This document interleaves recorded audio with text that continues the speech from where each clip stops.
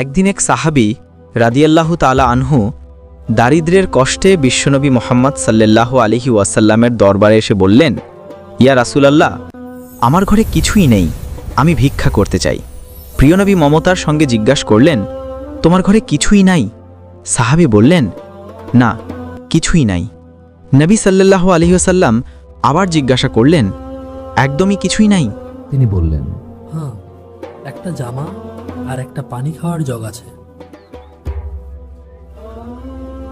নবী করিম সাল্লাল্লাহু আলাইহি ওয়াসাল্লাম বললেন, তাহলে ওই দুইটি জিনিস নিয়ে এসো। সাহাবী জামা ও জগ নিয়ে এসে নবীজির হাতে দিলেন। রাসূলুল্লাহ সাল্লাল্লাহু আলাইহি ওয়াসাল্লাম হাতে তুলে ধরে সাহাবাদের উদ্দেশ্যে বললেন, কে আছো আমার সাহাবীদের মধ্যে এই দুইটা জিনিস কিনে নিতে চাও?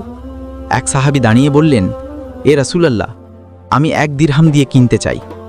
নবী সাল্লাল্লাহু আলাইহি ওয়াসাল্লাম বললেন, এর চেয়ে বেশি দাম দিতে পারবে কেউ?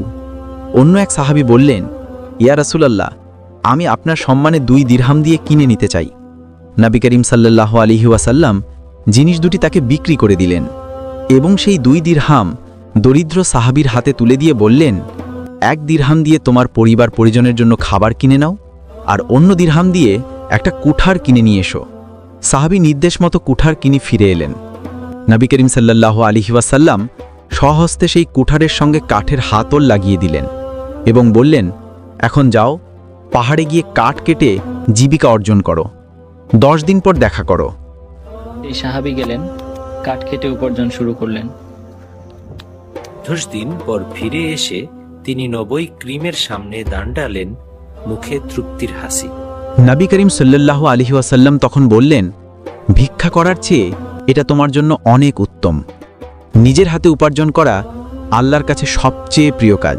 হে মাওলা, তোমার এই মহত বান্দা যিনি এই সম্পূর্ণ ভিডিও দেখলো তার মন নরম করে দাও, যেন ভিডিওতে লাইক, কমেন্ট ও চ্যানেলটি সাবস্ক্রাইব করে দেয় এবং তার সকল গুনাহ মাফ করে দাও।